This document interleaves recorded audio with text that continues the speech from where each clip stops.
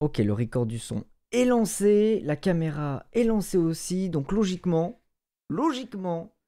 la vidéo peut démarrer. Salut mes amis, aujourd'hui on se retrouve donc pour une nouvelle vidéo. Vous savez très bien de quoi on va parler, hein.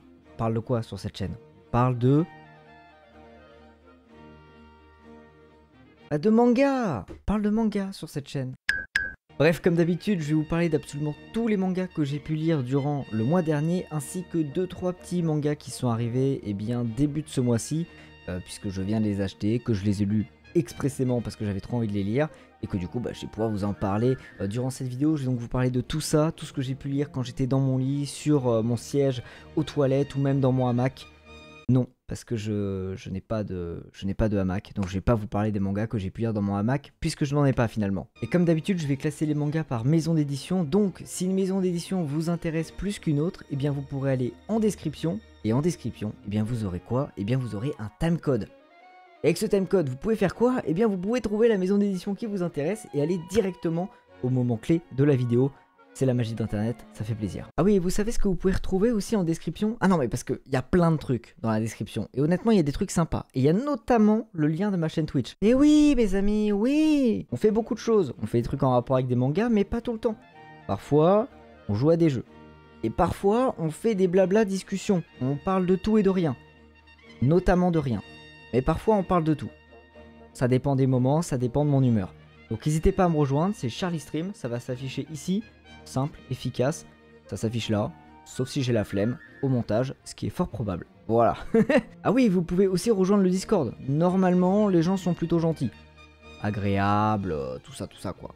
Normalement. S'ils le sont pas, je les banne. Donc normalement, ils sont gentils. Bref, cette intro est beaucoup trop longue, c'est parti pour la vidéo. Alors on va directement commencer avec la maison d'édition Pika, cette superbe maison d'édition qui a bien sûr édité de super mangas récemment. Et on va commencer par The Fable. Alors The Fable, c'est peut-être pas le manga que vous attendiez dont je parle de Pika, et pourtant c'est excellent, hein. The Fable, j'ai pas eu le temps de vous en faire une vidéo et je m'en excuse. Je m'en excuse royalement, j'ai pas eu le temps entre tous les trucs que je devais faire, et puis avec les lives, avec les vidéos de rediff et tout ça, j'ai vraiment pas eu le temps de faire de vidéos sur Fable, mais normalement il y en a une de prévue, normalement il y en a une qui arrive et je suis désolé pour le retard qu'elle a pris. The Fable, ça parle de quoi? Eh bien c'est tout simplement un assassin professionnel, un tueur à gages qui est ultra chaud, qu'on appelle The Fable.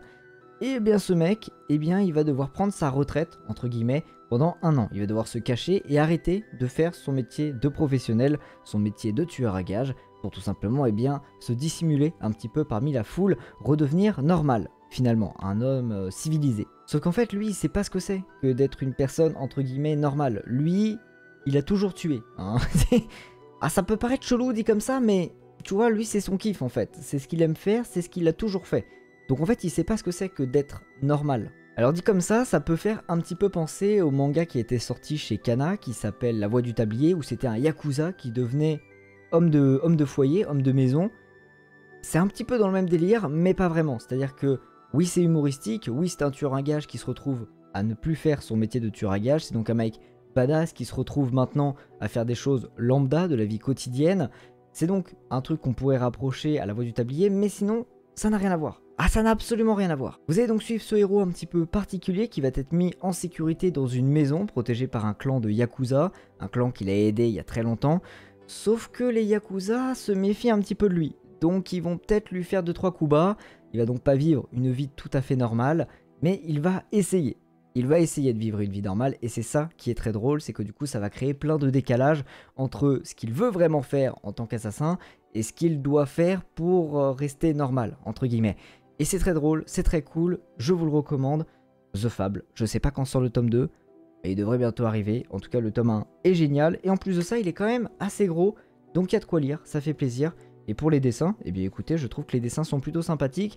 C'est pas des dessins à la shonen, mais c'est des dessins plutôt cool, en espérant que ça fasse le focus. Bien évidemment, je n'en sais rien, puisque je ne vois pas le retour de ma caméra. Ça, c'est pas très malin. Deuxième manga que j'ai lu chez Pika Édition, et ça je pense que vous y attendiez, c'est tout simplement les 2 premiers tomes de Blue Lock. Blue Lock c'est quoi? C'est tout simplement la toute nouvelle pépite de sport, de manga de sport qui arrive en France. J'en ai déjà parlé sur la chaîne, mais à l'époque, c'était pas encore arrivé en France. Je vous avais parlé des scans. Pendant le confinement, tout ça, j'avais fait des petites vidéos sur des scans. Et j'avais notamment parlé de Blue Lock. Je vous mettrai le lien de la vidéo ici, si ça vous intéresse.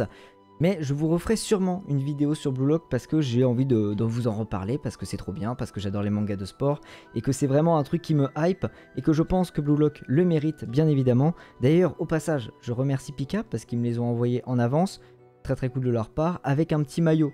Incroyable ça, incroyable, un maillot Blue Lock, donc je les remercie. Blue Lock, si vous ne connaissez pas de quoi ça parle, eh bien c'est tout simplement le Japon qui en a marre de perdre. Le Japon en a marre de perdre au football mondial, a marre de perdre à la Coupe du Monde, etc. Et il décide donc d'avoir le meilleur attaquant au monde, de créer le meilleur attaquant au monde. Ils vont donc récupérer 300 jeunes joueurs, 300 jeunes attaquants, les foutre dans un centre qui s'appelle Blue Lock.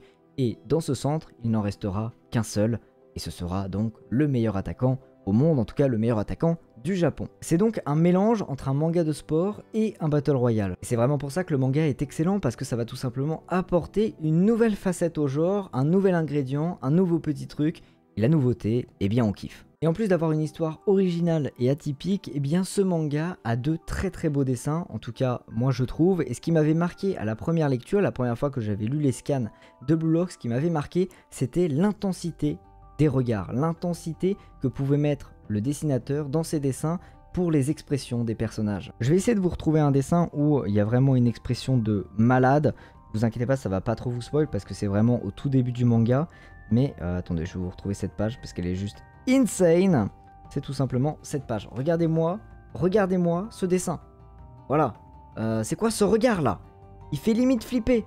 Il fait limite flipper. Donc si vous ne connaissez toujours pas Blue Lock, honnêtement foncez. Si vous adorez les mangas de sport, vous allez tout simplement surkiffer. Si les mangas de sport c'est pas trop votre délire, c'est peut-être pas le manga que je vous recommanderais. Ça paraît plutôt logique. Et puis croyez-moi, si un anime sort de Blue Lock, honnêtement ça va exploser, c'est sûr, à 4000%. À mon avis, ça va même plus exploser que des Kuroko no Basket ou des IQ, parce que c'est juste monstrueux. Donc honnêtement, foncez lire Blue Lock, à ne pas rater si vous aimez les mangas de sport. Dernier manga que j'ai lu chez Pika, c'est tout simplement To Your Eternity. J'en ai déjà fait une vidéo sur la chaîne. Alors là, j'ai que le tome 1 dans les mains, mais en fait, j'ai lu le tome 1, 2, 3, 4, et je crois que j'ai lu le tome 5 aussi. Je sais plus, je crois que j'ai lu la moitié, je crois que je l'ai pas fini. Mais To Your Eternity, c'est vraiment génial, je vous le recommande, je vous ai déjà fait une vidéo dessus, donc n'hésitez pas à aller la voir. Il existe aussi un animé sur le manga, qui est plutôt bon, je l'ai pas trop vu, mais j'ai vu 2-3 épisodes par-ci par-là. Je l'ai pas vu entièrement l'anime qu'ils ont sorti, mais l'anime a l'air plutôt cool, en tout cas de ce qu'on m'a dit, il était plutôt bien. Donc n'hésitez pas à aller voir l'anime si vous préférez l'anime, il est sur Wakanim il me semble. Et pour ce qui est du manga, eh bien c'est juste excellent. Donc n'hésitez pas si vous aimez les mangas plus contemplatifs, moins bourrin, moins bourrin que Blue Lock, mais quand même très sympa. Il y a un peu de baston par moment, mais ça reste quand même un manga qui se veut assez contemplatif. Donc je vous le recommande si vous aimez ce genre d'histoire. C'est très très beau, très touchant, très poétique. C'est magnifique, donc honnêtement foncez, et si vous voulez en savoir plus, allez voir la vidéo qui normalement s'est déjà affichée juste au-dessus. Alors maintenant passons chez Kana. Alors chez Kana, malheureusement je n'ai lu qu'un seul manga ce mois-ci, mais ne vous inquiétez pas, je vais me rattraper. Pour ceux qui kiffent Kana, ne vous inquiétez pas, je vais me rattraper le mois prochain. J'ai plein de trucs à lire chez eux, j'ai du Moriarty, du Shaman King, du Slam Dunk aussi. Je suis en retard dans Slam Dunk, ça ne va pas du tout, donc le mois prochain à mon avis je vais rattraper pas mal de séries chez eux. Là, qu'est-ce que je me suis lu ce mois-ci? Je me suis tout simplement lu Bucket List of the Dead, qui est donc un nouveau manga qui vient d'arriver chez eux, qui est très sympa. Alors ce manga, de quoi il parle? Eh bien vous allez tout simplement suivre une épidémie de zombies. Bon là vous allez me dire, les zombies c'est bon, on en a déjà vu 40 000, est-ce que vraiment ça nous intéresse? J'avoue que c'est un petit peu ce que je me suis dit en recevant le tome, en le lisant au début, j'étais en mode « Ah, encore du zombie, aïe !» Et finalement, le manga est très très cool. Mais alors pourquoi? Pourquoi est-ce qu'il est bien? Eh bien tout simplement parce que vous allez suivre un jeune homme, un garçon, qui a 23 ans, il me semble, qui est tout simplement un garçon qui a une vie de merde. C'est-à-dire qu'avant que les zombies soient arrivés, sa vie puait la merde, il était dans un boulot où on le traitait comme un esclave, il faisait des nuits blanches tous les jours, il ne pensait que travail, travail, travail, travail, travail, travail, travail, parce que sinon, eh bien, il était à la rue, autant dire que sa vie ne ressemblait pas à une vie. Donc oui, au passage, le manga se permet de faire une petite critique de la société pour tout ce qui est burn-out, esclavagisme, etc. Mais du coup, ce qui va changer le destin de notre héros, c'est tout simplement une épidémie de zombies qui va se déclarer dans Tokyo, on ne sait pas trop pourquoi, ça arrive comme ça, d'un coup. Bon et là, logiquement, vous allez vous dire, bon bah c'est la merde, notre héros est en PLS, mais pas du tout. Ah non, notre héros, pas du tout. Lui, il est super content, il a enfin une bonne raison pour ne pas aller au travail. Il est donc complètement libéré et il se dit, bon bah maintenant que j'ai toute ma vie devant moi, parce que lui, pour lui les zombies honnêtement c'est pas un problème, il peut les gérer tranquille, maintenant qu'il a toute la vie devant lui, eh bien il se dit, bah écoutez je vais faire une liste des choses que j'ai envie de faire dans ma vie, il va donc essayer de les réaliser. Donc pour lui, l'épidémie zombie, en gros, c'est une aubaine et il va tout simplement profiter de sa vie. Et c'est vraiment ce décalage qui est assez drôle dans le manga. C'est-à-dire qu'il va rencontrer des personnages qui ont pour but de survivre à tout prix et lui, il est en mode ah, je flex. Honnêtement, je vis ma meilleure life. Y a pas de souci, les zombies, honnêtement, les gars. Les gars, c'est quoi les zombies? C'est pas méchant un zombie, de temps qu'il vous croque pas. Tout va bien, tout va bien. Vous avez pas besoin d'aller au travail, vous avez pas besoin de payer la nourriture, vous avez... Honnêtement, vous avez tout le temps qu'il vous faut, c'est tranquille. C'est donc pas du tout un manga qui se veut horrifique, loin de là, c'est un manga qui se veut surtout humoristique. Alors, il y a 2-3 phases qui sont pas forcément hyper drôles, mais c'est un manga qui se veut quand même assez drôle en général. C'est un manga qui m'a surpris, et j'ai été content d'être surpris dans un manga qui nous parle de zombies, parce que j'avoue que le zombie, bon, que ce soit eh bien, dans les mangas, au cinéma, dans les BD, dans les livres, on s'en bouffe à toutes les sauces, dans les jeux vidéo, on s'en bouffe aussi. Hein, on connaît maintenant bien les zombies, donc ça fait plaisir de voir quelque chose d'un petit peu différent. Honnêtement, si vous aimez bien les zombies, bah, ça devrait vous plaire. Mais si vous aimez bien les mangas comiques, eh bien le fait qu'il y ait des zombies, c'est pas vraiment le truc le plus important. Ce qui est vraiment drôle, eh bien c'est notre personnage. Donc voilà, si vous connaissez pas ce petit manga, eh bien je vous le recommande. Le seul petit bémol, c'est qu'il est assez petit, mais sinon il est plutôt cool et les dessins sont assez bons. Donc honnêtement, je vous le recommande. Bon ensuite mes amis, passons chez Glénat. Bon alors chez Glénat, bon, à mon avis, vous savez ce que j'ai lu. À mon avis, j'ai pas lu 40 000 trucs chez Glénat, donc vous vous doutez que j'ai lu certains trucs qui sont des must-have un petit peu. Je me suis lu le tome 98 de One Piece. Excellent tome, quoique pas incroyable. Honnêtement, je m'attendais à plus. Mais voilà, c'était un tome de One Piece, c'est très très bien. Bien évidemment, je l'avais précommandé en version collector. Est-ce que ça servait vraiment à quelque chose? Non, parce que voilà, c'est juste une pochette en cuir. Je suis pas sûr. Je suis pas sûr, honnêtement, je suis pas sûr. Elle est jolie. Elle est jolie, mais le problème c'est qu'une fois ouverte, bah tu peux le remettre dedans le manga. Mais en vrai de vrai, la lanière en cuir, elle est un petit peu chiante. Donc en vrai, je pense que je vais retirer la lanière en cuir. Et je vais tout simplement coller cette extrémité et cette extrémité pour le refermer à jamais. Voilà. Je pense que c'est une bonne idée. Et ensuite chez Glénat, eh bien, je me suis tout simplement continué les Tokyo Revengers. Oui, j'ai mis du temps à les lire, mais vas-y, je continue à les lire progressivement. Donc je me suis lu le tome 3 pardon, et le tome 4. Des tomes qui m'ont fait un petit peu suer. Hein. Suer là, des gouttes sur le front, suer sur le cul aussi. J'ai sué de partout, honnêtement, en lisant ces tomes, parce que il s'est passé des choses avec lui, là. Avec Draken. Draken qui est littéralement, eh bien, mon personnage préféré de la série. Hein, il est beau gosse, il est magnifique, et en plus de ça, eh bien, il est super stylé. Et le problème, eh bien, c'est qu'il va prendre très très cher. Très cher, en fait, dans ces 2 tomes. Du coup, j'étais pas bien. Du coup, j'étais pas bien du tout, en fait. Mais bon, pour ceux qui n'ont pas lu les tomes, je vais pas trop spoil non plus, mais a priori, il va s'en sortir. Donc ça fait plutôt plaisir, et j'ai extrêmement hâte de lire la suite. Je sais pas du tout où vous en êtes avec l'animé. Donc bah dites-moi à la limite dans les commentaires quel est l'épisode qui vous a le plus plu si vous regardez l'animé. J'ai pas trop regardé l'animé, j'ai regardé 1 ou 2 épisodes, j'en ai regardé un avec Takiro en live aussi. Mais j'avoue que j'ai pas trop suivi l'anime, je suis plus manga, vous le savez. Donc je sais pas où vous en êtes, mais en tout cas le manga il est génial. Et bien sûr que je vais aller acheter la suite, il y a 12 tomes pour le moment. Il faut que j'aille acheter la suite. J'étais hier à une librairie, je voulais m'acheter la suite. Mais ils avaient pas la suite. Voilà, il leur manquait le tome 5, le tome 6 et le tome 7. Je fais comment, moi? Je fais comment? Bon, c'est... Hein, je veux acheter, je ne peux pas. Voilà. Passons ensuite chez Ki-hoon. Alors chez Ki-hoon, je me suis lu qu'une seule série, mais c'est plutôt sympathique. Ça s'appelle Jujutsu Kaisen. Au cas où vous ne connaîtriez pas, vous connaissez. arrêtez de me faire chier, je sais que vous connaissez. Alors pour ceux qui me suivent en live, vous savez très bien l'avis que j'ai de Jujutsu Kaisen. Pour moi, en manga, c'est ok tier. Voilà, c'est sympa, mais c'est pas non plus la plus grosse dinguerie qui existe. Malgré ça, je trouve que le tome 9 était vraiment très très bon. Pourquoi? Eh bien parce qu'on va avoir toute la psychologie, l'évolution de la psychologie d'un des personnages qui va tout simplement passer du côté des gentils au côté des méchants. Voilà, il va devenir le grand méchant du manga et c'est hyper cool de voir justement comment il s'est construit et comment il en est arrivé là. J'ai donc trouvé que c'était un super tome, peut-être le meilleur tome que j'ai lu pour le moment. Mais sinon dans l'ensemble je trouve que Jujutsu Kaisen c'est sympa, ça se laisse lire, mais c'est pas non plus le truc qui me fait exploser de rire, exploser de joie, me dire wow putain c'est trop stylé. Je suis en mode wow c'est sympa. Par contre j'ai un avis assez différent pour l'animé. L'animé je trouve qu'ils ont réussi à vraiment donner une puissance à Jujutsu Kaisen. L'animation est incroyable et ça en fait beaucoup. L'histoire de Jujutsu est assez banale, est assez simple. Et l'animation rend le tout tellement incroyable qu'honnêtement, allez regarder Jujutsu Kaisen si vous ne connaissez pas, c'est génial. En animé c'est vraiment génial. En manga c'est sympa. Voilà, il y a mieux. Il y a mieux que Jujutsu en manga. Alors par contre, il y a un truc qui me dégoûte de fou par rapport à Jujutsu. Alors ça touche pas le manga en particulier, mais plutôt une des OST de Jujutsu qui s'appelle tout simplement Lost Paradise. C'est l'ending de la première saison, enfin de la saison qui est sortie. C'est le premier ending, il me semble, si je dis pas de bêtises. Et j'adorais cet ending de Lost Paradise, je le trouve incroyable. Le problème, c'est qu'il y a eu 2-3 soucis avec le batteur ou le guitariste, je sais plus. Bon bref, on s'en fout. En tout cas, le groupe a eu 2-3 problèmes et du coup, la musique a été retirée de Spotify. Ça m'énerve! Ça m'énerve, surtout qu'on n'arrêtait pas de l'écouter en live, c'était un petit peu notre musique de référence, on n'arrêtait pas de danser dessus, on trouvait ça trop bien.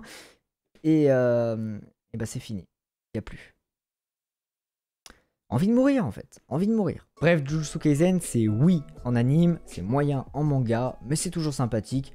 Si vraiment vous adorez les shonen, allez lire Jujutsu aussi, c'est très bien. Alors passons maintenant chez Kaze, et chez Kaze, eh bien vous le savez, une grande série s'est terminée chez Kaze. Une série qui a un petit peu marqué ces dernières années, c'est tout simplement The Promised Neverland. Je me suis donc lu le tome 19 et le tome 20 qui marque donc la fin de la série. Et honnêtement, eh bien je ne comprends pas les gens qui m'ont dit que c'était une mauvaise fin.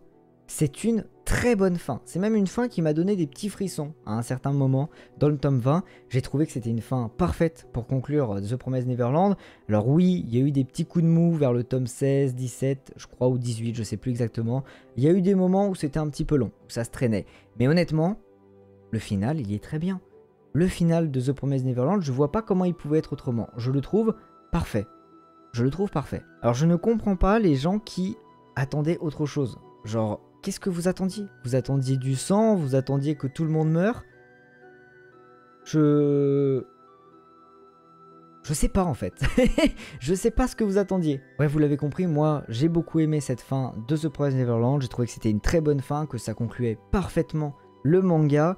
Honnêtement, bah, j'ai juste hâte. J'ai juste hâte de voir ce que maintenant vont faire la dessinatrice et la scénariste, parce que ce ne sont pas les mêmes, hein, si vous ne l'aviez pas encore saisi. Ce n'est pas la même personne qui dessine et qui écrit l'histoire. J'aimerais bien savoir ce qu'elles vont faire prochainement. Est-ce qu'elles vont faire un prochain manga ensemble? Est-ce qu'elles vont chacune faire un truc de leur côté? Est-ce qu'il va y avoir peut-être un nouveau manga fait par la scénariste ou pas? Peut-être un nouveau par la mangaka ou pas? J'aimerais bien voir ce qu'elles vont nous produire dans le futur. Parce qu'honnêtement, je pense que ça va être lourd. Vu ce qu'elles nous ont pondu, à mon avis, ça ne peut que être bien. Donc voilà un petit peu pour ces lectures manga. Alors j'aimerais juste vous parler d'un dernier petit truc. Ce n'est pas un manga. Mais je pense que ça peut en intéresser quand même certains. Je me suis aussi acheté, je ne l'ai pas encore lu, en tout cas pas entièrement, un comics. Un comics qui s'appelle Yomjibot. Et c'est pour ça que je vous en parle, parce que c'est tout simplement un comics qui se passe où? Qui se passe dans le Japon. Sauf qu'en fait c'est un Japon qui a été abandonné des hommes. Complètement abandonné des hommes. Il n'y a plus que des robots qui y vivent. Et c'est des robots qui y vivent à la façon des samouraïs. Donc c'est assez stylé, c'est assez sympa. Vous êtes un peu dans un Japon féodal, mais où il n'y a que des robots. Sauf un humain ou quelques-uns, vous verrez. Mais en tout cas, c'est très sympa. Et les dessins aussi sont magnifiques. Ils sont exactement comme ça en fait. Hein. Les dessins sont très très beaux. Je peux vous montrer, il y a des très très belles couleurs.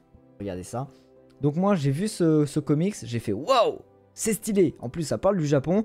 Je kiffe, j'achète. Et honnêtement, très content de mon achat. Donc peut-être que même si vous n'êtes pas très comics, eh bien ça peut vous faire une porte d'entrée. Si vous kiffez les mangas, si vous adorez l'univers japonais, tout ça, peut-être que ça peut vous faire une porte d'entrée dans le comics. Parce que oui, les comics, c'est pas que des super-héros, c'est avant tout un format de BD. Donc n'hésitez pas à aller voir si peut-être, eh bien peut-être qu'il y a des comics qui peuvent vous intéresser, et celui-là notamment.